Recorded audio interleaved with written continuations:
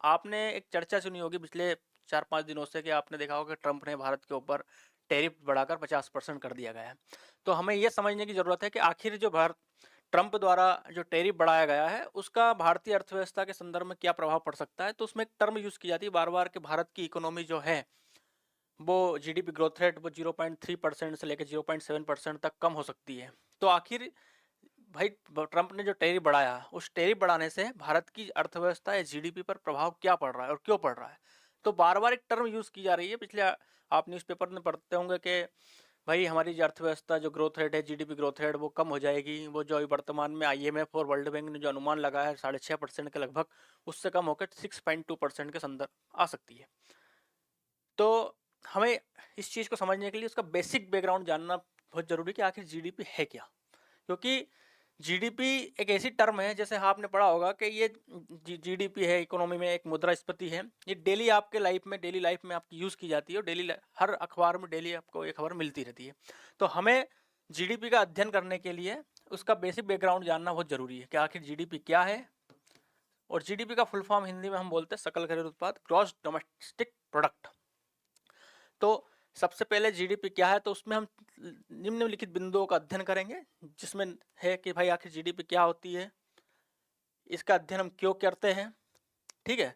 जिसके बाद में जीडीपी की गणना करने की अलग अलग पद्धति होती है, तो उस पद्धति के बारे में हम जानेंगे। उसमें महत्वपूर्ण बिंदु जो आते हैं उसके बारे में समझेंगे एंड आखिर जीडीपी का अध्ययन हम क्यों करते हैं उसका महत्व भी जानने की कोशिश आपके सामने हम करेंगे। जीडीपी की यदि हम बात करें तो जीडीपी की एक परिभाषा सिंपल साधारण शब्दों में देते हैं, तो उसका तात्पर्य यह है कि जैसे कि आपने देखा होगा उसकी एक परिभाषा सिंपल साधारण शब्दों में दी जाती है कि एक वित्तीय वर्ष में उत्पादित अंतिम वस्तुओं, जिसमें वस्तुएं भी आती है सेवा भी आती है, अंतिम वस्तु एवं सेवाओं का घरेलू सीमा के अंतर्गत जो मौद्रिक मूल्य होता है उसको हम जीडीपी के संदर्भ में ज्ञात करते हैं। जैसे कि आप इसमें यह भी समझना होगा कि एक वित्तीय वर्ष क्या, घरेलू सीमा क्या एंड मौद्रिक मूल्य मतलब क्या भाई, वास्तविक मौद्रिक मूल्य होगा या बाजार आधारित मौद्रिक मूल्य होगा। तो इसमें जो कि कुछ महत्वपूर्ण बिंदु आ रहे हैं, जैसे कि एक वित्तीय वर्ष, ठीक है। दूसरी बात आता है कि भाई एक वित्तीय वर्ष के साथ साथ घरेलू सीमा, देन उसका जो देश की घरेलू सीमा है, देन अगली एक टर्म आती है बाजार मूल्य। बाजार मूल्य होता है, इसको हम मौद्रिक मूल्य भी बोलते हैं कि उसका जो मौद्रिक मूल्य वो क्या होगा। तो इस चीज को समझने के लिए हमें एक नई स्लाइड में आपको बताता हूं कि आखिर जीडीपी, अब आपने इसमें की टर्म पढ़ी होगी, एक वित्तीय वर्ष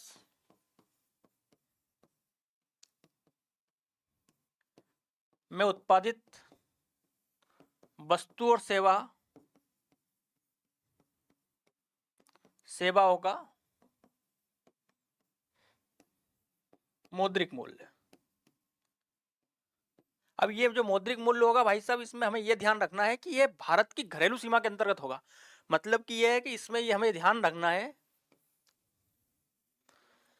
कि भारत की जो घरेलू सीमा मतलब भारत के अंदर जो वस्तुओं का उत्पादन हो रहा है, उन वस्तु, अब भारत के अंदर जिन वस्तुओं का उत्पादन हो रहा है उन वस्तुओं का मौद्रिक मूल्य, जैसे एक वित्तीय वर्ष में मान लीजिए एक राष्ट्र है जो अपने देश के अंतर्गत कुछ मतलब अलग अलग भाई प्राथमिक क्षेत्रक में, द्वितीयक क्षेत्रक में, तृतीयक क्षेत्र में वस्तु का उत्पादन करता है, जिसमें भाई किसान अनाज उत्पादन करता है, व्यापारी व्यापार करता है और जो सेवा वर्ग के लोग सर्विस सेक्टर के वो सर्विस देते हैं। तो इनके द्वारा वस्तु और सेवाओं का जितना भी प्रोडक्शन होगा देश की सीमा के अंतर्गत वो हम जीडीपी में काउंट करते हैं। और इसमें सबसे बड़ी चीज़ ये है कि एक वित्तीय वर्ष मतलब क्या होता है। अब क्या होता है कि जो वर्ष होते हैं वो दो प्रकार के होते हैं, एक होता है कैलेंडर वर्ष और एक होता है वित्तीय वर्ष। हम अर्थव्यवस्था का अध्ययन करने के लिए वित्तीय वर्ष का यूज करते हैं, जिसका समय हमने निर्धारित किया गया है, जो भारत सरकार यूज करती है और अंतर्राष्ट्रीय संदर्भों में भी लगभग यही समय यूज किया जाता है। वो समय है 1 अप्रैल से लेकर 31 मार्च। मतलब कि 1 अप्रैल से लेकर 31 मार्च के बीच में भारत की घरेलू सीमा के अंतर्गत जितनी वस्तु और सेवाओं का उत्पादन किया जाएगा उनका मौद्रिक मूल्य हम निकालेंगे और उसको हम समझेंगे कि ये भारत की जीडीपी है, मतलब सकल घरेलू उत्पाद है। मतलब एक साल के अंतर्गत हम जितना भी प्रोडक्शन करेंगे उसका हम मौद्रिक मूल्य जीडीपी में काउंट करेंगे। एक होता है सामान्य वर्ष। सामान्य वर्ष हम लगभग 1 जनवरी से स्टार्ट कर सामान्य वर्ष 1 जनवरी से स्टार्ट करते हैं और 31 दिसंबर तक चलता है। तो हम यह लेंगे 1 अप्रैल से लेकर 31 मार्च तक का समय। दूसरी बात आती है, इसमें एक शब्द आता है घरेलू सीमा। अब हमें यह भी जान लेना चाहिए कि घरेलू सीमा के अंतर्गत क्या क्या चीज को सम्मिलित किया जाता है। जैसे कि एक होती है भारत की भौगोलिक सीमा। भौगोलिक सीमा में क्या होता है कि भारत का जो मैप है, जो भारत की भौगोलिक बाउंड्री है, उसको हम ले रहे हैं।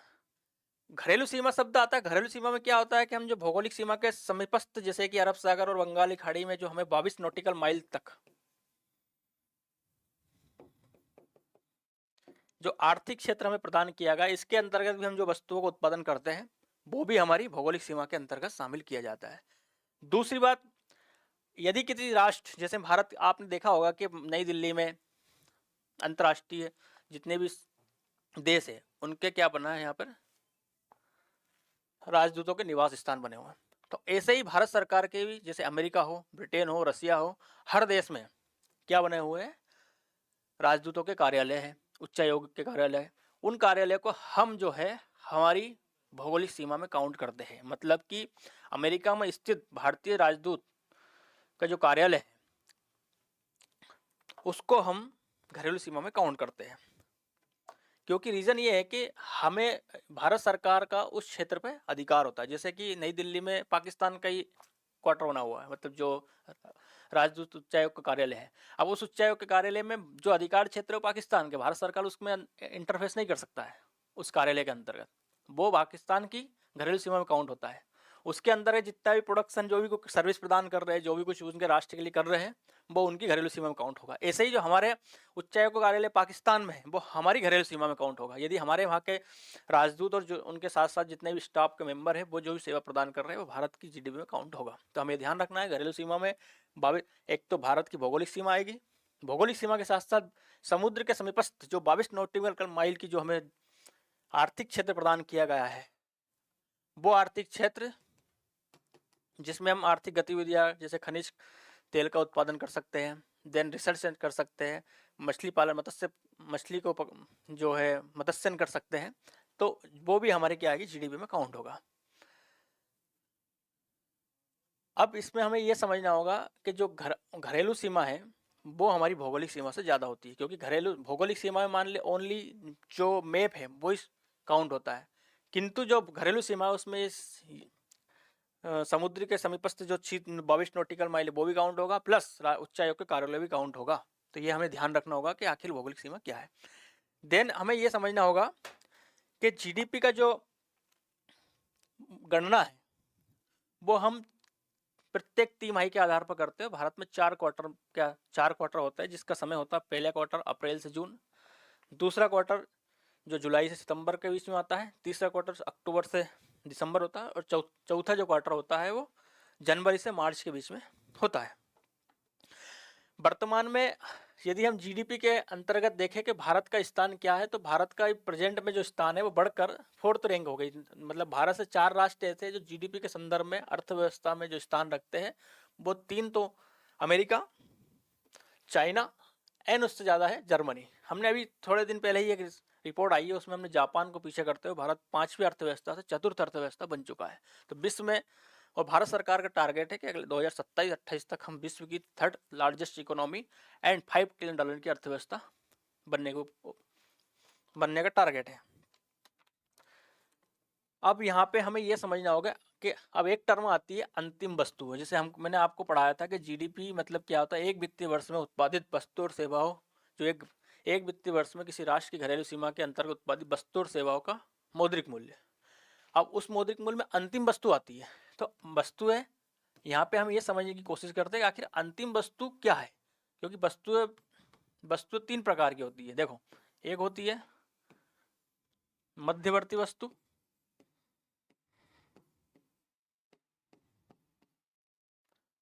ठीक है, दूसरी होती है अंतिम वस्तु, और तीसरी हम जानते हैं उसको पुरानी वस्तु बोलते हैं। अब यहाँ पे मैं आपको समझाने की कोशिश, देखो पुरानी वस्तु मतलब ये होती है कि जो यदि किसी वस्तु को खरीद कर हम उसको पुनः बाजार में उसका विक्रय करते हैं तो वो पुरानी वस्तु हो जाती है। जैसे मैंने मान लिया एक बाइक ली है, यदि मैं एक मोटरसाइकिल खरीदता हूँ और उसको 1 साल 2 साल 3 साल उसका यूज़ करने के बाद में उसको पुनः मार्केट में उसको विक्रय कर देता हूँ और कोई तीसरा उसको खरीदता है, तो वो पुरानी वस्तु में काउंट होगी। और रीज़न ये है कि पुरानी वस्तु को हम जीडीपी में काउंट नहीं करते, क्योंकि ऑलरेडी उसका जो बहुत जीडीपी में जो एक बार वो जब मैंने खरीदी थी 3 साल पहले, तब वो काउंट की जा चुकी होती है, तो इसलिए हम उसको शामिल नहीं करते हैं। दूसरी बात है मध्यवर्ती वस्तु। आखिर मध्यवर्ती वस्तु क्या होती है? मध्यवर्ती वस्तु भी क्या होती है कि इसको भी हम जीडीपी में काउंट नहीं करते। रीज़न ये है कि जैसे मान लीजिए गेहूं उत्पादन करा हमने और गेहूं से हमने आटा बनाया, तो आटे को हमने क्या कर लिया है, जीडीपी में काउंट कर लिया है, परंतु गेहूं को काउंट नहीं करा है, क्योंकि गेहूं जो है आटे के लिए मध्यवर्ती वस्तु है और ब्रेड के लिए आटा मध्यवर्ती वस्तु। यदि हम उसी आटे का हम ब्रेड बना लेते हैं, जिसका, और ब्रेड बनाने के लिए ये भी ध्यान रखना होगा, अंतिम वस्तु मतलब क्या है कि उसका उपभोग कर लिया गया है। जैसे मान लीजिए कि मैंने गेहूं उत्पादन करा और मैंने डायरेक्ट ही गेहूं का उपभोग कर लिया है, तो वो उस संदर्भ में वो अंतिम वस्तु हो जाएगी। परंतु यदि मैंने गेहूं का डायरेक्ट उपभोग नहीं करा और उसके बाद में उसका मैंने आटा बना लिया, और आटा बनाने के बाद में यदि उसका भोजन में यूज़ कर लिया गया उस आटे का, और किसी ने उसका उपभोग कर लिया, मैंने उसके खाना में यूज़ कर लिया, तो वो मेरे लिए अंतिम वस्तु माना जाएगा। परंतु यदि उसी आटे का यूज़ मैंने ब्रेड में किया है, तो वो आटा मध्यवर्ती वस्तु है और वो अंतिम वस्तु नहीं होगा। अब उस संदर्भ में जो ब्रेड है वो क्या हो जाएगा, अंतिम वस्तु होगा। ये ध्यान रखने की चीज़ें, क्योंकि छोटी छोटी चीज़ें आप जब तक नहीं समझोगे, अर्थव्यवस्था के संदर्भ में छोटे से छोटे पॉइंट को आपको क्लियरिटी होना बहुत जरूरी है, क्योंकि बेसिक चीज़ें ही आपकी आधारशिला है और यही आपके कॉन्सेप्ट को क्लियर करेगी। तो आपको ये समझना होगा कि भाई जीडीपी आप समझ लोगे, किसी भी टीचर से आप पढ़ोगे तो वो समझा देगा कि भाई साहब एक वित्तीय वर्ष में उत्पादित अंतिम वस्तु और सेवाओं का मौद्रिक मूल्य जीडीपी होता है। पर हमें ये भी समझ में आना चाहिए एक वित्तीय वर्ष क्या होता है, अंतिम वस्तु क्या होती है, उत्पादित उपभोक्ताओं का मौद्रिक मूल्य क्या है। भाई मौद्रिक मूल्य मतलब यह है कि उसकी हम मार्केट में उसको बेच रहे हैं, उस मुद्राओं से उसका लेन देन कर रहे हैं, तो उसका एक मूल्य तो होगा, तो उसको हम काउंट करने के लिए मौद्रिक मूल्य का यूज किया जाता है। अब जैसे अब एक चीज आती है जीडीपी में कि भाई साहब मौद्रिक मूल्य बार बार एक टर्म यूज की जा रही है, तो मुझे वो भी समझना कि इसे बाजार मूल्य भी कहा जाता है, और जीडीपी हमेशा गणना जो होती है वो बाजार मूल्य पे की जाती है। और बाजार मूल्य जो होता है, जैसे आपको एक बार हम एक टर्म यूज कर रहा हूँ मौद्रिक मूल्य, तो वो भी मैं आपको समझा देता हूँ कि मौद्रिक मूल्य को ही हम बाजार मूल्य कहते हैं।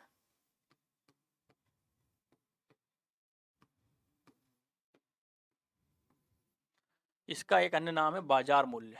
क्या है? अब बाजार मूल्य क्या होता है कि जैसे किसी वस्तु का हमने उत्पादन करा, जैसे मान लिया है कि पेन है, ये पेन का किसी कंपनी ने उत्पादन करा, तो इसका बाजार मूल्य कैसे डिसाइड होगा? तो उसका जो है, जैसे मान लीजिए पहली बार जो इसको बनाने में manufacturing cost, labour cost, then जो मैं किसी कंपनी में मैंने इन्वेस्टमेंट किया तो उसका किराया, हर चीज़ों को काउंट करूँगा, मतलब इसकी कुल कारक लागत को काउंट करूँगा। कारक लागत में 4 चीज़ आती है। भूमि, जिस भूमि को मैंने एक रेंट पे लिया है वो भी शामिल होगी। जैसे मान लीजिए मैंने कंपनी बनाई या स्टार्टअप खोला, तो उसके लिए मुझे एक भूमि की ज़रूरत होगी, मतलब कि ज़मीन की ज़रूरत होगी। अब ज़मीन की ज़रूरत होने के लिए या तो मैं उस ज़मीन को खरीदता हूँ या उस ज़मीन को मैं किराए से लेता हूँ। यदि किराए से लेता हूँ उसका मैं किराए का भुगतान करूँगा। यदि खरीदता हूँ तो उसके लिए मुझे बैंक से लोन लेना पड़ेगा, तो उसके लिए मुझे ब्याज का भुगतान करना पड़ेगा। तो कुल कारक लागत में भूमि, श्रम, उद्यम, उद्यम मतलब कि मेरी रिस्क कैपेसिटी, मुझे घाटा भी हो सकता है मैंने बिजनेस खोला है तो उसकी रिस्क कैपेसिटी भी मुझे उसमें शामिल की जाएगी। देन पूंजी, यदि मैंने कोई स्टार्टअप खोला है तो पूंजी मैंने ली है किसी से, बैंक से उधार ली मान लिया, या शेयर मार्केट से मैंने शेयर के माध्यम से जुटाई है, तो उसका मुझे कुछ ब्याज भुगतान करना पड़ेगा, तब मुझे पूंजी मिलेगी। देन अब उसके बाद में एक टर्म आती है कि भाई जब मैं एक स्टार्टअप खोल रहा हूँ तो मैं एक काम तो मैं अकेला एक साथ नहीं कर सकता, तो उसके लिए मुझे क्या करना पड़ेगा, अलग अलग व्यक्ति की सहायता लेनी पड़ेगी। अब उसकी सहायता लेने के लिए या तो मैं किराए लेबर को मासिक आधार पर लगाऊंगा या डेली कॉन्ट्रैक्ट बेसिस पर लगाऊंगा, तो उसको मुझे क्या करना है, उसे भुगतान करना पड़ेगा, मतलब उसको मुझे वेतन देना पड़ेगा। तो ये सब चीज़ें कारक लागत में सम्मिलित की जाती है। तो मौद्रिक मूल्य निर्धारित करने से पहले, मतलब बाजार मूल्य जिसको निर्धारित करने के लिए हमें सबसे पहले तो कुल कारक लागत, कारक लागत को मैंने आपको समझाया है कि मान इन सबको मैं ऐड करता हूँ कुल कारक लागत के साथ में। अब ये तो मेरी तरफ से इस वस्तु का मूल्य निर्धारित, मान लीजिए इस पेन का निर्धारण मेरी तरफ 100 रुपये निर्धारित कर दिया मैंने कि भाई मेरा प्रॉफिट, मेरा किराया, मेरा जो ब्याज है, उन सबको मैं शामिल करके इस पेन की लागत मुझे 100 रुपये में पड़ी है। पर मैं 100 रुपये मार्केट में नहीं भेजूंगा, क्योंकि अब जब मैंने जैसे ये पेन मार्केट में जैसे ही मैंने बनाया तो सरकार मेरे पास आएगी और बोलेगी भैया आपने पेन का उत्पादन करा है, आप इस पर टैक्स दीजिए। अब सरकार ने इस पर 10% टैक्स लगा दिया, मतलब अप्रत्यक्ष लगा दिया, जीएसटी। तो अब 10% इस पे अप्रत्यक्ष कर लगाया, तो जहां मैंने इसकी कीमत 100 रुपये निर्धारित की थी, सरकार ने इस पे 10% अप्रत्यक्ष कर लगा दिया, तो इसकी कीमत कितनी निर्धारित हो गई? 110 रुपये। अब क्या होता है, कई बार क्या होता है कि मान लीजिए सरकार बोलती है कि यार नहीं, गरीब लोग हैं, तो हर व्यक्ति की क्षमता नहीं होती कि पेन को खरीद सके, ठीक है। तो सरकार क्या कहती है कि सर ऐसा करो कि आपने जो पेन है वो 100 रुपये में आपने बेचा, 10% में टैक्स लगाया, और हम चाहते हैं कि इसमें जो गरीब तबके, निम्न तबके या हर व्यक्ति को कुछ सब्सिडी दी जाए। अब सरकार ने उसमें डिसाइड कर दिया कि हम इस पर 10% सब्सिडी देते हैं। अब सब्सिडी क्या करती है भाई साहब? सब्सिडी क्या करती है, किसी वस्तु के मूल्य को कम कर देती है मार्केट में। जैसे मान ली जाए कि सरकार ने सब्सिडी दी इसमें 10%, तो जहां 110 का मूल्य था, वापिस इसका मूल्य 100 रुपये हो जाएगा। तो कुल कारक लागत में हम क्या करते हैं, बाजार मूल्य कुल कारक लागत को में अप्रत्यक्ष कर को जोड़ते हैं, माइनस सब्सिडी करते हैं। यदि मान लिया सरकार सब्सिडी नहीं देगी तो इस पेन की कीमत 110 रुपये होगी, और ये सरकार ने इस पर सब्सिडी दे दी तो इस पेन की कीमत कितनी होगी? वापिस 100 रुपये हो जाएगी। तो हमें ध्यान रखना होगा कि हमने अभी तक हमने आपको जीडीपी क्या है, जिसका महत्वपूर्ण बिंदु के बारे में आपको मैंने समझाया। इसमें महत्वपूर्ण बिंदुओं के बारे में आपको मैंने क्या क्या चीज स्पष्ट की है वो ध्यान रखना। अंतिम वस्तु है, ठीक है, घरेलू सीमा, मौद्रिक मूल्य, बाजार लागत, बाजार मूल्य, और कुल कारक लागत, अप्रत्यक्ष कर प्लस सब्सिडी। ये चीजों को आपके साथ में डिस्कस कर चुका हूं। अब हमें सबसे पहले ये चीज समझना होगा कि हम जो जीडीपी का अध्ययन करते हैं तो आखिर इसका अध्ययन क्यों किया जाता है, क्योंकि किसी भी देश की अर्थव्यवस्था में आखिर जीडीपी का महत्व क्या है, तो उसको भी हम समझने की कोशिश करते हैं। जैसे क्या होता है कि हमें दो राष्ट्रों की तुलना करनी है कि कौन सा राष्ट्र ज़्यादा मजबूत है, कितनी प्रोग्रेस से बढ़ रहा है, तो उसका हम अध्ययन किस प्रकार करेंगे? भाई कुछ तो एक पैमाना निश्चित करेंगे ना, कि उस पैमाने पर उस वस्तु का उस राष्ट्र के बीच में तुलना की जा सके। तो हमने पैमाना बना लिया जीडीपी। अभी हमें चाइना की अर्थव्यवस्था से की ग्रोथ रेट से भारत की ग्रोथ रेट का कंपेयर करना है, तो हम किस आधार पर करेंगे? तो एक पैमाना निश्चित किया, उस पैमाने का नाम जीडीपी, मतलब अंतर्राष्ट्रीय अर्थव्यवस्था का तुलनात्मक अध्ययन करने के लिए हम सकल घरेलू उत्पाद का यूज करते हैं।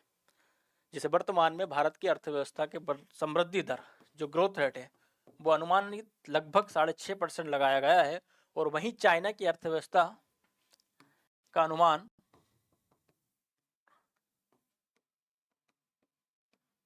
लगभग 4% है। अब इसका तो इससे ये स्पष्ट हो रहा है कि भारत जो है लगभग 2.5% चाइना से ज्यादा ग्रोथ रेट में है, ठीक है। तो अंतर्राष्ट्रीय अर्थव्यवस्था का तुलनात्मक अर्थव्यवस्था करने के लिए हम जो है जीडीपी का यूज करते हैं। जैसे कि रसिया हो गया, ब्रिक्स कंट्री में हम एग्जांपल लेते हैं, रसिया, चाइना, साउथ अफ्रीका, ब्राज़ील और इंडिया। इन पांचों अर्थव्यवस्था के लिए हम तुलनात्मक अध्ययन करना, तो हम जीडीपी का एक यूज कर सकते हैं।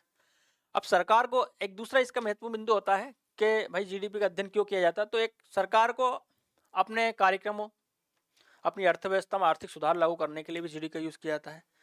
जैसे मान लिया जाए कि सरकार ने आर्थिक सुधार लागू किया 2017 में जुलाई में, एक हमने सबसे महत्वपूर्ण देखा जीएसटी के रूप में।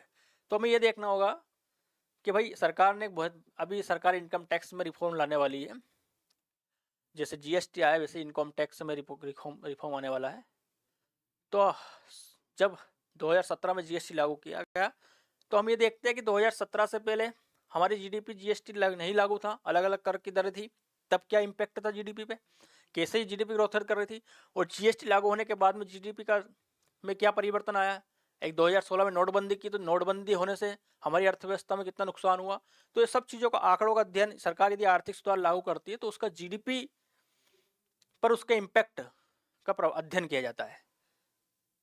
तो पहला पॉइंट, विश्व की अर्थव्यवस्था को तुलनात्मक अध्ययन करने के लिए हम जीडीपी का यूज़ करते हैं। दूसरा पॉइंट ये है कि सरकार यदि कोई आर्थिक सुधार लागू करती है तो उस आर्थिक सुधार को ये देखने के लिए निश्चित किया जाता है कि हमने जो लागू किए आर्थिक सुधार, उससे पहले उसके बाद में कितना परिवर्तन आया। तो दो चीज।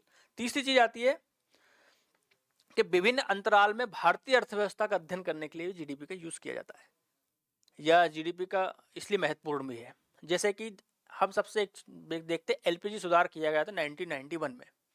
उससे पहले हमारी जीडीपी और वर्तमान में जीडीपी, इन दोनों का अध्ययन यदि करना है तुलनात्मक कि हमने किस गति से प्रोग्रेस की एलपीजी सुधार के बाद में, तो उसका एक पैमाना निश्चित करने के लिए भी हम जीडीपी का यूज़ करते हैं। तो सबसे चीज़ जीडीपी क्यों महत्वपूर्ण है, तो मैंने आपको 3 पॉइंट समझाया है, वो पॉइंट आप ध्यान रखिए। कोई भी आप कहीं भी से भी आप कोई भी स्टूडेंट आपसे चर्चा करे तो आप बता दीजिए उसको कि भाई हम जीडीपी का अध्ययन इसलिए करते हैं। बार बार जीडीपी टर्म जो अमेरिका ने टैरिफ बढ़ाया 50%, कि भाई भारतीय अर्थव्यवस्था 0.3% से 0.7% लगभग ग्रोथ रेट कम हो जाएगी। मतलब कि 1% ग्रोथ है, समझ रहे हो आप, बहुत मायने रखती है, अरबों खरबों का नुकसान हो जाएगा। और उसका रीज़न ये है कि भाई मान लिया जाए कि हमारे यहाँ कोई प्रोडक्शन हो रहा है, कोई उत्पाद बन रहा है और अमेरिका उस पर 50% टैरिफ लगा देता है, तो हमारा निर्यात तो कम हो जाएगा। क्यों? क्योंकि भाई साहब हम जो किसी वस्तु का उत्पादन अमेरिका में, अभी तक हम 1000 रुपये में मान लीजिए एक पेंट को बेच रहे थे, वो 50% टैरिफ बनने के बाद में 1000 रुपये 50%, भाई 500 रुपये बढ़ गया। अब वो 1500 में बिकेगा अमेरिका में। और वहीं बांग्लादेश, जो अभी बांग्लादेश का मान लिया है 1100 रुपये में अमेरिका में बिक रहा था, तो उसकी कंपेयर में हमारा 1000 सस्ता था।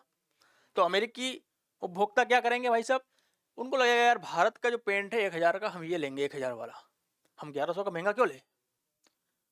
पर अब तो हमारा जो अभी निर्यात था बढ़ रहा था, पर अब जैसे ही ट्रंप साहब ने 50% टैरिफ इस पर ऐड करा, अब वो पेंट की कीमत बढ़ के 1500 हो गई और वहीं भाई साहब बांग्लादेश का पेंट 1100 मिल रहा है। मतलब अब क्या करेंगे, जो उपभोक्ता 1000 का पेंट खरीद रहे थे वो अब 1100 रुपये वाला पेंट खरीदेंगे। तो इससे क्या होगा, हमारा जो अंतर्राष्ट्रीय स्तर पर निर्यात है वो प्रतिस्पर्धात्मक रूप से कमजोर हो जाएगा और हमारे जो निर्यातक है वो बाहर निर्यात नहीं कर पाएंगे। मतलब जहाँ तक अमेरिका में हम निर्यात कर रहे थे, लगभग हमारा 85 बिलियन डॉलर का लगभग निर्यात होता था, अब वो निर्यात कम हो जाएगा। तो इससे क्या होगा हमारी अर्थव्यवस्था में, जैसे ही निर्यात कम होगा तो निर्यातक लोग जो वस्तु, जो हमारे निर्यातक जो पेंट का निर्माण कर रहे थे, मान लीजिए दिल्ली में कोई कपड़ा व्यापारी है, वो अमेरिका में पेंट बेच रहा था, अब उसका पेंट का निर्यात कम हो गया, मतलब उसकी वैश्विक मांग कम हो गई, तो क्या करेगा, अब पहले वो 100 पेंट अमेरिका बेच रहा था, अब उसकी जैसे ही मांग घटी, अब वो 50 पेंट ही बेच रहा मान लो, तो उसका जो प्रोडक्शन है 50 कम हो गया। अब 50 जैसे ही कम हुआ तो उसका प्रॉफिट कम हो जाएगा, तो वो क्या करेगा, प्रॉफिट कम करने के लिए वो अपने यहाँ से कर्मचारियों को हटा देगा। जैसे ही कर्मचारी को हटाया, लोग बेरोजगारी बढ़ जाएगी। देन जहाँ 100 पेंट में उसको रॉ मटेरियल ज़्यादा लगता था, अब वो 50 पेंट ही रखेगा, उसको रॉ मटेरियल कम लग रहा है, तो अब वो क्या, उसके तरफ से जो मार्केट से वो कच्चा माल खरीदता था, वो कच्चे माल की भी कम प्रोडक्शन करेगा, मतलब उसने मांग कम कर दी, मार्केट में मंदी आ जाएगी। तो ये सब चीज़ें समझने बाद में प्रोसेस है, ये हम भुगतान संतुलन के में समझेंगे इसको डिटेल में। तो ये हम ज़्यादा डीप में जाएंगे तो बहुत लंबा लेक्चर हो जाएगा इसमें, अभी हम जीडीपी पे ही फोकस करते हैं। तो मतलब कहने का तात्पर्य यह है कि जीडीपी जैसी वस्तुओं को आप जब तक नहीं जीडीपी जैसी टर्म को आप जब तक नहीं समझोगे, आपको अर्थव्यवस्था का गहन अध्ययन करने में आपको कमजोरी महसूस होगी। आप इसलिए हर चीज़ को आप डिटेल में समझने के लिए पहले जीडीपी की एक एक टर्म को आप विस्तार पूर्वक समझे, क्योंकि आपने अभी मैंने आपके सामने जीडीपी के जितने भी टर्म बचाई, उसमें एक टर्म ही महत्वपूर्ण रूप से बची हुई है। मैं उसके आपके बारे में समझाता हूँ कि भाई एक जीडीपी में एक होता है कि घरेलू सीमा के अंतर्गत उपभोग जो हम उत्पादन करते हैं। तो क्या इसमें आपको एक क्वेश्चन पूछना चाहिए था कि सर हम जो उत्पादन कर रहे हैं उस उत्पादन में क्या विदेशी कंपनियों या विदेशी व्यक्ति द्वारा हमारी सीमा के अंतर्गत जो उत्पादन, जैसे मान लीजिए ये भारत का मैप में बनाने की कोशिश कर रहा हूँ, कि मेरी मैपिंग थोड़ी ठीक नहीं है, आप इसको समझ जाना, ठीक है। अब भारत के मैप के यहाँ पे भारतीय नागरिक भी रहेंगे इसमें, प्लस विदेशी भी रहेंगे, ठीक है। तो तुम्हें ये पूछना था कि सर क्या जो हमारे द्वारा हमारी घरेलू सीमा के अंतर्गत जो उत्पादन किया जा रहा है जीडीपी में, क्या भारतीय नागरिकों का उत्पादन ही शामिल होगा या इन दोनों का उत्पादन शामिल होगा, क्योंकि घरेलू सीमा में तो दोनों आ रहे हैं। तो इसका उत्तर होगा इन दोनों के द्वारा जो भी, मान लिया जाए भारत में अमेजन हो गया, फ्लिपकार्ट हो गया, उबर हो गया, ओला हो गया, ये विदेशी कंपनियां हैं, इनके द्वारा जितनी भी सेवा प्रदान की जा रही है, इनके द्वारा जो भी वस्तुओं का उत्पादन किया जा रहा है, वो भारत की सीमा के अंतर्गत यदि किया जा रहा है, चाहे उसका वैश्विक स्तर पर निर्यात कर दे, पर उत्पादन कहाँ हो रहा है, भारत की घरेलू सीमा के अंतर्गत। तो इसमें जीडीपी में भारतीय प्लस विदेशी व्यक्तियों दोनों द्वारा जो उत्पादन किया है, दोनों को सम्मिलित रूप से शामिल किया जाता है। तो आपको ये ध्यान रखना होगा। और दूसरी बात, एक चीज ये भी स्पष्ट कर दूं आपको, यदि भारतीय नागरिक विदेश अमेरिका में जाके या पाकिस्तान में जाके चाइना में जाके उत्पादन कर रहा है, सेवा प्रदान कर रहा है, तो भारत की जीडीपी में शामिल नहीं होगा। रीजन ये है कि वो भारत की घरेलू सीमा के बाहर है। वो अन्य देश, जैसे कोई हमारे बहुत सारे एनआरआई भाई लोग जो अमेरिका में सर्विस प्रदान करते हैं, सऊदी अरब में जाते हैं, यूएई में जाते हैं, हर जगह जो है मुस्लिम कंट्रीज में बहुत सारे लोग हमारे यहाँ लेबर के लिए संदर्भ में भी जाते हैं, जो या बहुत उच्च ग्रेजुएट स्तर के भी होते हैं और कम पढ़े लिखे भी होते हैं, पर उनको अच्छा वहाँ भुगतान मिलता है, वेतन भुगतान। तो उनके द्वारा जो उत्पादन किया जा रहा है वो भारत की जीडीपी में सम्मिलित नहीं होगा, ठीक है। इसके लिए आपको मैं अलग से बताऊंगा कि वो किस में शामिल किया जाता है। वो आता है जीएनपी में।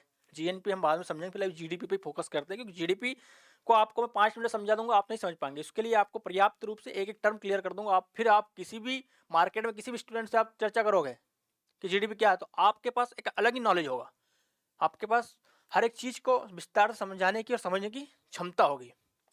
तो इसलिए आप हमें, अब एक टर्म आती है कि भाई जीडीपी हमने पूरा करा, अब जीडीपी में एक चीज आती है कि इसकी गणना कैसे की जाती है, गणना पद्धति। तो क्या होता है कि किसी भी जो पैमाना हम निर्धारित कर दे, वो जीडीपी हो, जीएनपी हो, पीपीपीआई हो, परचेसिंग पावर पेरिटी बोलते हैं उसको, ये पर कैपिटा इनकम हो, इनका गणना करने के लिए एक पैमाना होता है, ठीक है। अब पैमाना भी हमें पढ़ लेना चाहिए कि भाई भारत में जीडीपी कैसे गणना की जाती है। भारत में जीडीपी की गणना 2 प्रकार से होती है। नंबर 1 होती है आधार मूल्य के आधार पर, और नंबर 2 होती है चालू मूल्य वर्तमान वर्ष के आधार पर। तो हमें ये ध्यान रखना होगा कि आधार मूल्य एक टर्मोलॉजी आई है, तो उसको हम समझ लेते हैं गणना में। पहले इसको समझने से पहले कि भाई आधार मूल्य और बाजार मूल्य,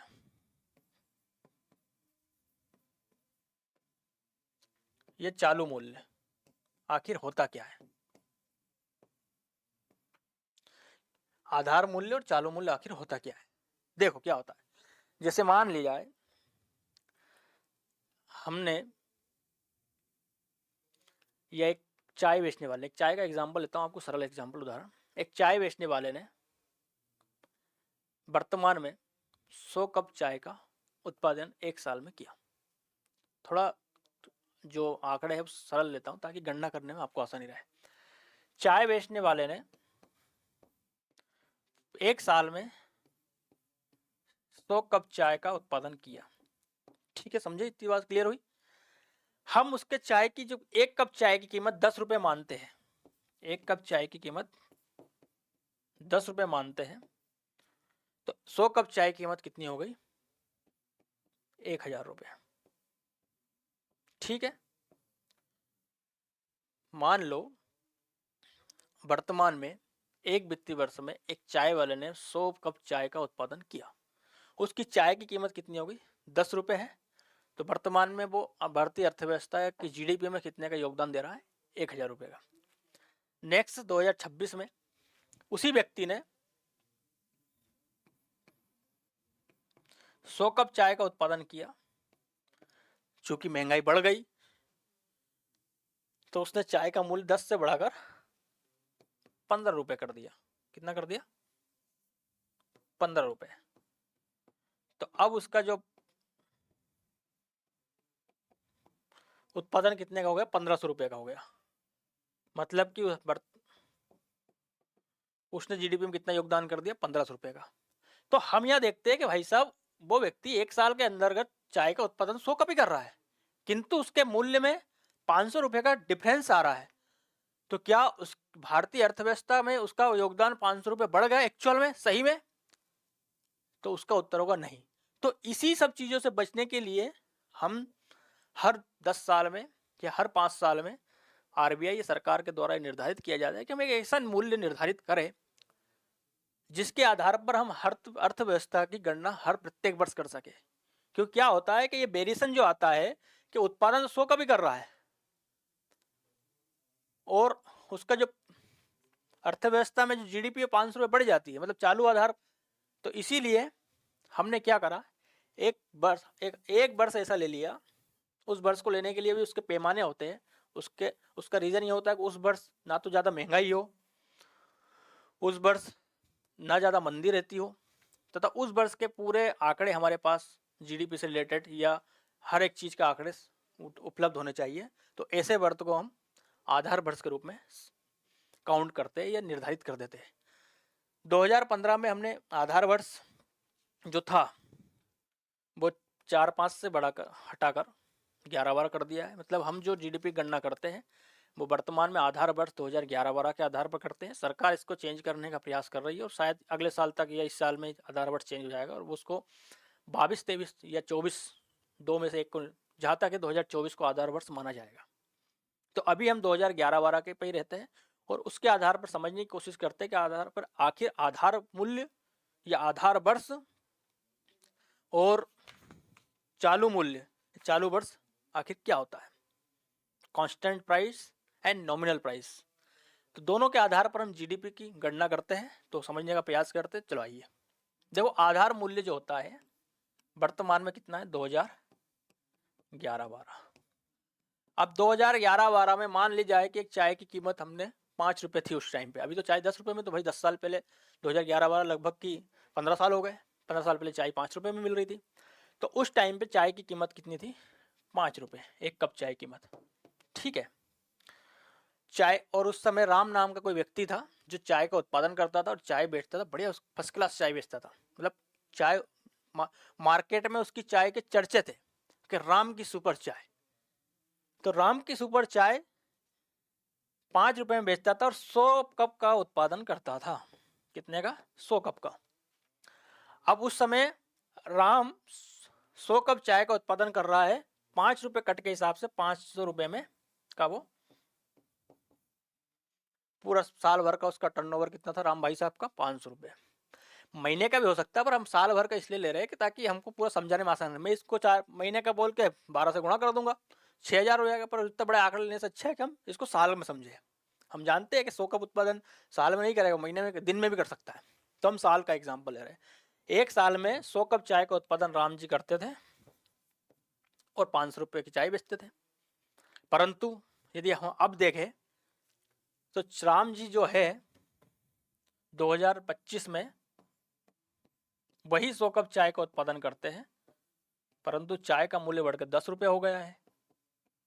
तो अब उसकी कीमत कितनी हो गई है, 1000 रुपये। तो हमें समझने की कोशिश करना चाहिए कि ये चालू मूल्य समझो इसको। ठीक है, कि भाई जहां चाय का उत्पादन तो 100 रुपये हो रहा था, मतलब जीडीपी में वस्तुओं का उत्पादन कितना हो रहा था, 100 रुपये। एक्चुअल जो प्रोडक्शन हो रहा था वो कितना था, 100 कप चाय का।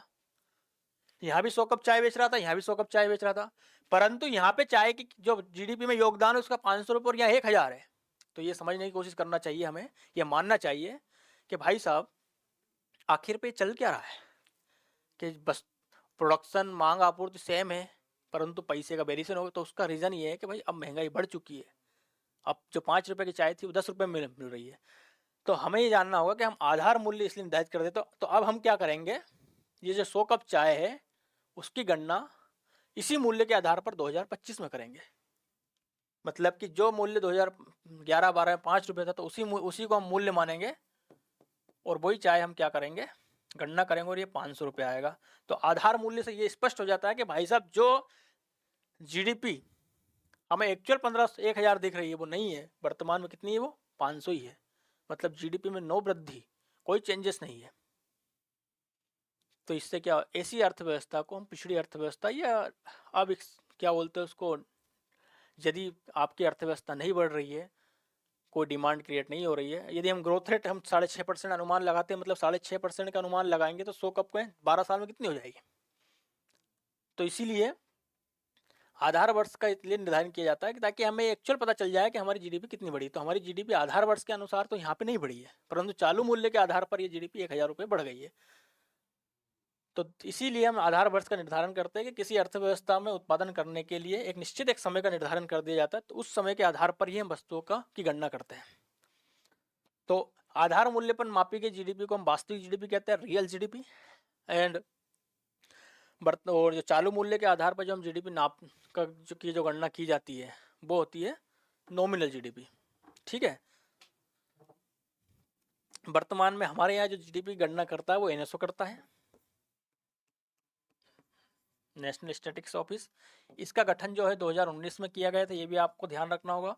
पहले एनएसओ की जगह पे 2 ऑफिस थे, सीएसओ और क्या बोलते हैं उसको एनएसएसओ।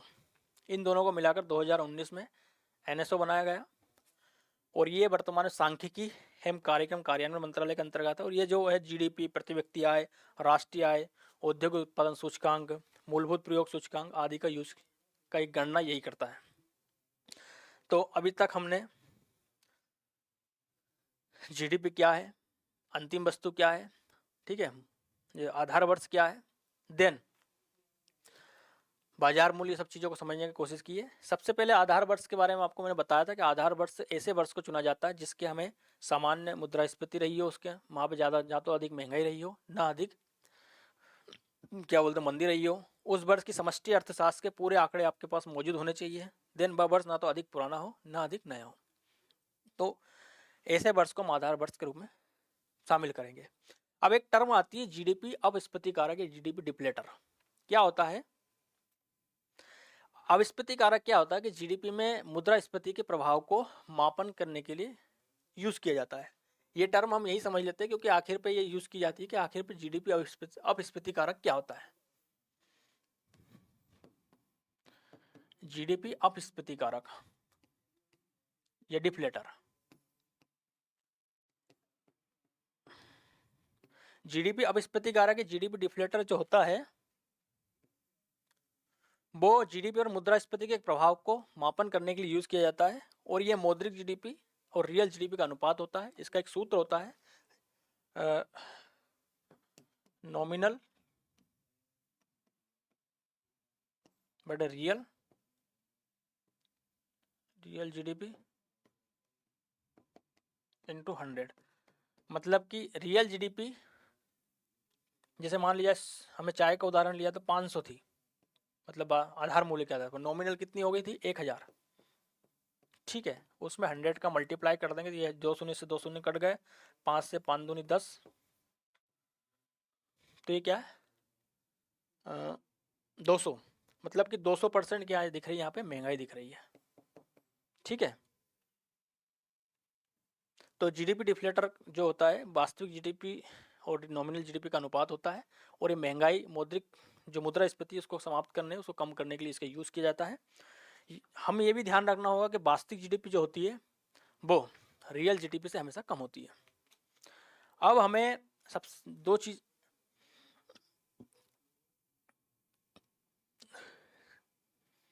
एक चीज और पढ़नी है, जीएनपी। तो ये थोड़ा एक समझने की कोशिश करते हैं 10 मिनट के आखिर जीएनपी भी एक टर्म होती है। वैसे जीडीपी का चैप्टर आपका आज खत्म नहीं हुआ, इसकी 2 क्लास और लगेगी आपकी, परंतु एक चीज हमें और समझ पढ़ लेते हैं जीएनपी।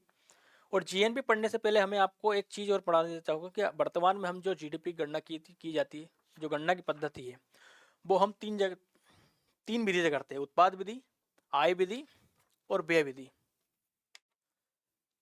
तो हम जैसे उत्पाद विधि में क्या होता है कि भाई हर जितने भी हम उत्पादन कर रहे हैं 1 साल के अंतर्गत, उस उत्पाद को जो है शामिल प्रत्येक साल भर में जितना भी हम उत्पादन कर रहे हैं प्रत्येक उत्पादन को हम जोड़ लेते हैं, वो सफल उत्पादन हो जाता है, उसको हम जीडीपी मान लेते हैं। दूसरा आय विधि में क्या था कि भारत के अंदर नागरिक के अंतर्गत जो नागरिक है उनके प्रत्येक की आय को शामिल कर लेते हैं और उसकी आय तो काउंट करके जो टोटल आय आती है वो भारत की जीडीपी हो जाती है। और जिसके बाद में व्यय विधि कि मान लीजिए प्रत्येक उपभोक्ता जो व्यय किया जा रहा है हर व्यक्ति के द्वारा, उस व्यय को हम सम्मिलित करते हैं तो वो भी जीडीपी। अलग अलग गणना है, पर भारत में 2 प्रकार की गणना ज़्यादा की जाती है। वो है, एक तो आपको बता देता हूँ मैं, आय और उत्पाद विधि। तो सबसे पहले हमें ये समझना होगा कि भाई जीबीए क्या होता है, क्योंकि वर्तमान में हम जीबीए को, उत्पाद विधि को जीबीए कहते हैं। तो जीबीए समझने की कोशिश करते हैं कि आखिर जीबीए ग्रॉस वैल्यू एडिशन क्या होता है। आपको मैंने समझाया था कि जो एक टर्म आई थी जीडीपी में, मध्यवर्ती वस्तु और अंतिम वस्तु, तो उन्हीं के संदर्भ में जीबीए का यूज किया जाता है। जीबीए जो होता है मूल्यवर्धन होता है। जब अंतिम वस्तुओं में के मध्य में से मध्यवर्ती वस्तुओं के मूल्य को हम कम कर देते हैं तो वो मूल्यवर्धन प्राप्त होता है, और उसी मूल्यवर्धन को हम जीबीए मतलब क्या होता है, ग्रॉस वैल्यू एडिशन बोलते हैं इसको, सकल मूल्यवर्धन। तो सकल मूल्यवर्धन क्या होता है कि जब अंतिम वस्तुओं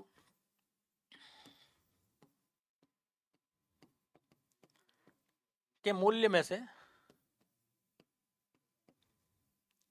मध्यवर्ती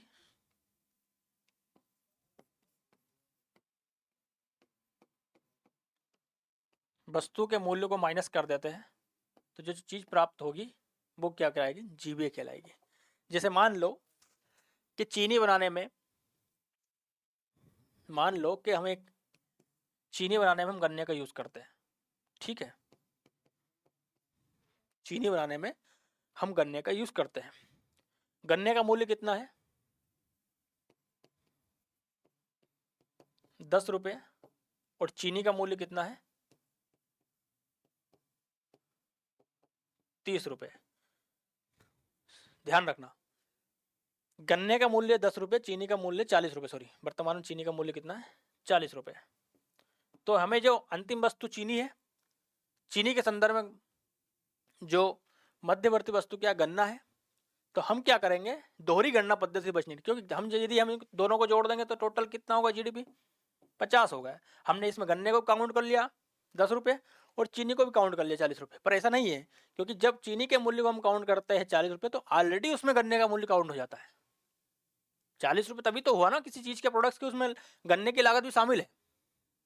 तो इन सब चीजों से बचने के लिए हमने जीबीए का यूज किया गया कि भाई साहब दोहरी गणना पद्धति ना हो। हम यहाँ एक जीडीपी में क्या कर रहे थे पहले कि 10 रुपये गन्ने को भी काउंट कर लिया और 40 रुपये चीनी को भी काउंट कर लिया, तो टोटल हमने 50 रुपये जीडीपी में काउंट कर लिया। मतलब हमारी जो जीडीपी ग्रोथ रेट या टोटल जीडीपी थी वो 50 रुपये दिख रही है गन्ने की, परंतु हमने जब ये जीबीए वाला कॉन्सेप्ट लेके आए तो उसमें हमने क्या करा, भाई गन्ने के मूल्य जो ऑलरेडी चीनी के मूल्य में सम्मिलित है उसको हटा दिया, तो टोटल अब जो अंतिम मूल्यवर्धन प्राप्त हो हमें कितना पे, 40 माइनस 10, मतलब टोटल जो मूल्यवर्धन था, सकल मूल्य चीनी के में जो मूल्यवर्धन, कितने का मूल्यवर्धन हुआ, 30 का। मतलब गन्ने से चीनी बनने में जो 10 की चीज 40 में हुई तो उसमें मूल्यवर्धन कितने का हुआ, एक्स्ट्रा चीज है कितनी बड़ी, मतलब 10 रुपये गन्ने की चीज को हटा दो, 30 रुपये। अब 30 प्लस गन्ना 10, 40, 10 रुपये का गन्ना हो गया, टोटल कितने की हो गई यहाँ पे चीनी, 40 की। तो इस चीज़ों को बचने के लिए हमने जीबीए का यूज़ किया, क्योंकि क्या होता है, जैसे एक आटे का एग्जाम्पल भी रहते हैं, पर एक एग्जाम्पल शायद आपको सफिशिएंट समझ में आ गया होगा। किसी को डाउट हो तो वो पूछ सकता है, अभी पूछ सकता है, क्लास के बाद ही मुझसे चर्चा कर सकता है, पर्सनल मैसेज कमेंट कर सकता है। अब हमें सबसे पहले ये जानने की कोशिश करना चाहिए कि जीएनपी क्या होता है।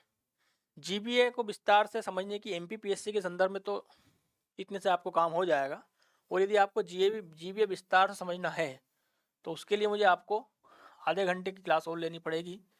जिसी को भी डाउट हो, वो समझना चाहता है तो मुझे बाद में बोल दें, हम इस पर कल डिस्कस कर देंगे। अभी हम आपके सामने जीएनपी की चर्चा कर लेते हैं, क्योंकि टाइम बहुत कम बचा है क्लास का, तो आज हमें जीएनपी ख़त्म करना है।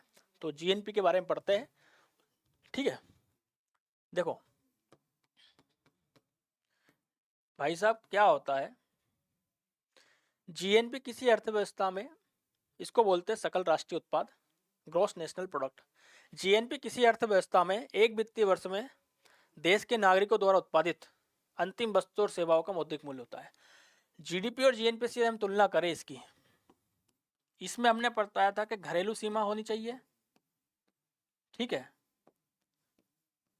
अब वो घरेलू सीमा के अंतर्गत देसी हो प्लस विदेशी,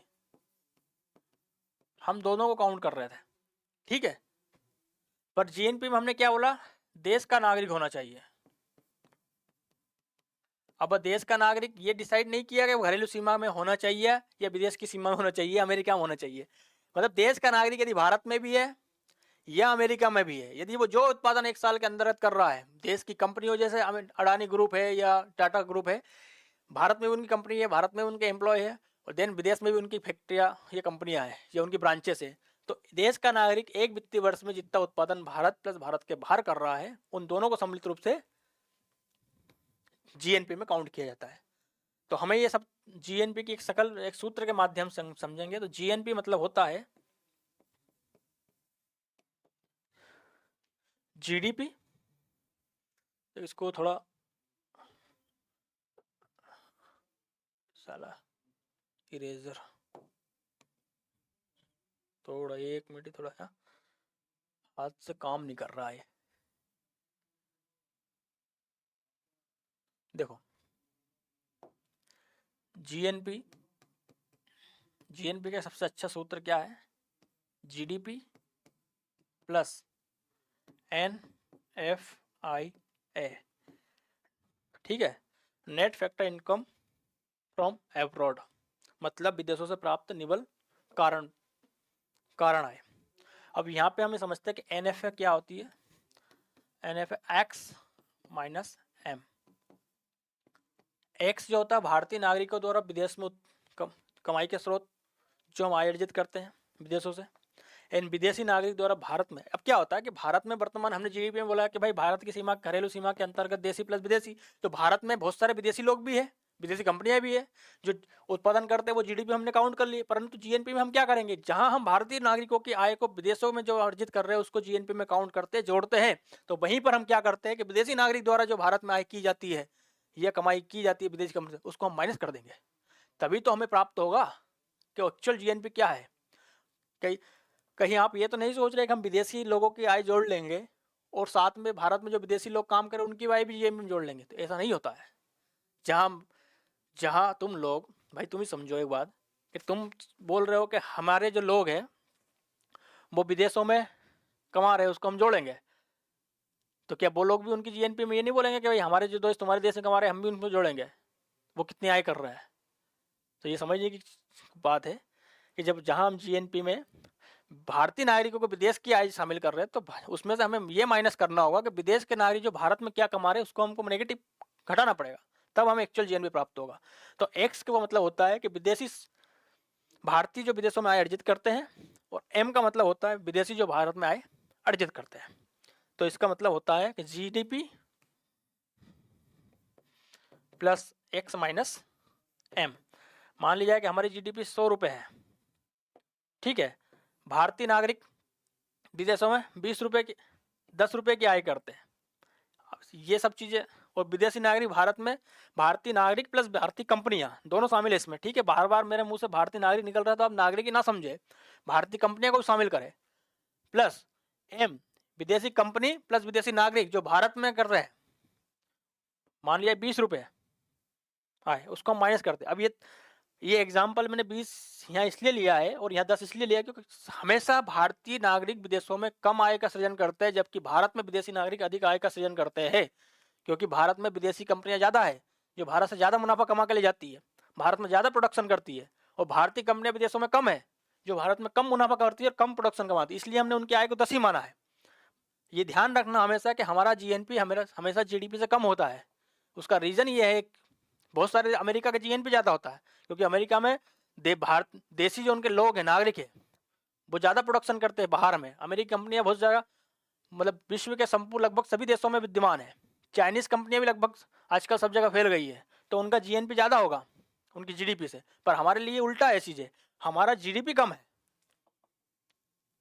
हमारा जीएनपी कम है। रीज़न ये है कि हमारे पास जो है विदेशी स्रोतों से आय ज़्यादा है कंपेयर में भारतीय स्रोतों की तुलना में।